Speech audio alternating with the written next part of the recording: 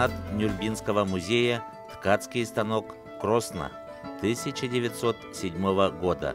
Семейная реликвия передана в дар музею семьей Теленковых из села Антоновка Нюрнбергского района. По семейной легенде, переселенцы-крестьяне Теленковы ткацкий станок Кросна соорудили из местной древесины по прибытии в село Антоновка.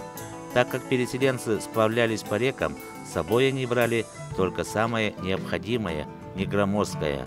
С собой они также привезли 1 мешок семян конопли для посева, дальнейшего выращивания ее как предельную культуру.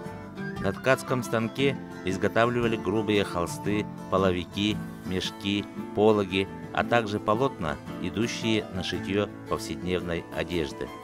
Детали станка: притужальники, сволок, нитница, ставины, палки, подножки, набилки, пришвица, берда, кобылки, челноки. Что удивительно, станок и сегодня в рабочем состоянии занимает свое достойное место в экспозиции музея, наглядно повествует о истории, быте, культуре народа.